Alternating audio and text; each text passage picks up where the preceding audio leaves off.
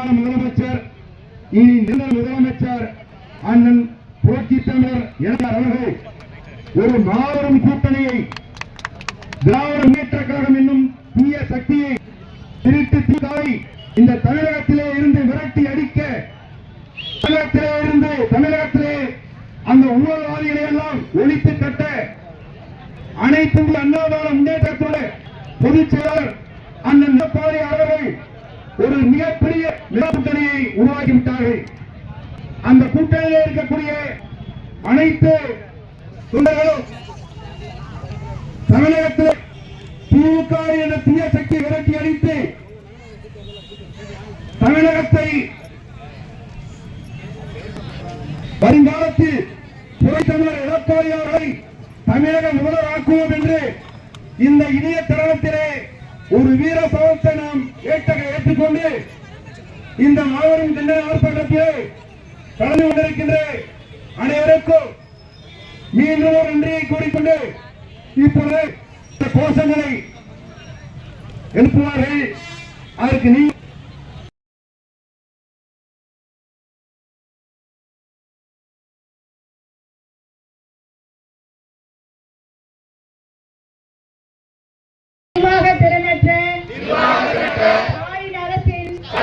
முகத்திரையை கிழிக்கும் போராட்டம் ஆர்ப்பாட்டம். இது ஆர்ப்பாட்டம் ஏழை எளிய மக்களின் வாழ்வாதாரத்தை நசுக்கும் விடியா திமுக அரசை கண்டித்து ஆர்ப்பாட்டம். இது ஆர்ப்பாட்டம். விடியா திமுக அரசு, விடியா திமுக அரசு.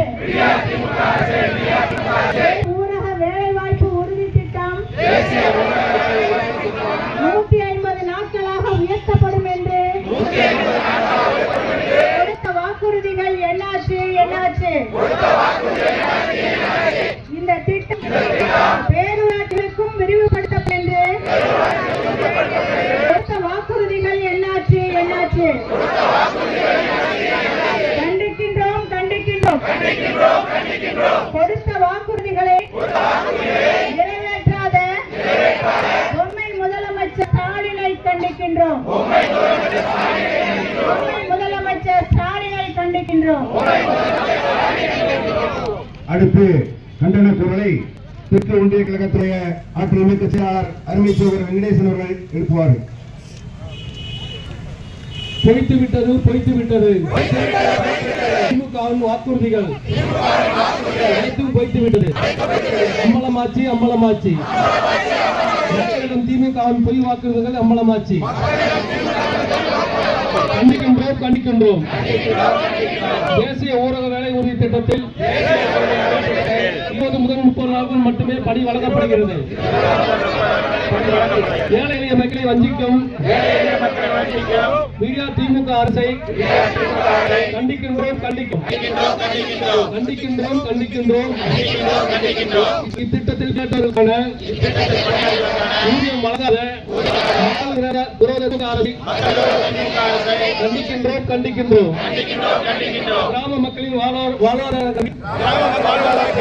தேசிய வேலைவாய்ப்பு திட்டத்தை 125 நாட்கள் உயர்த்திட மத்திய அரசு செயற்திட்ட பணியெல்லாம் பொய்யான நாடகை அரங்கேற்றி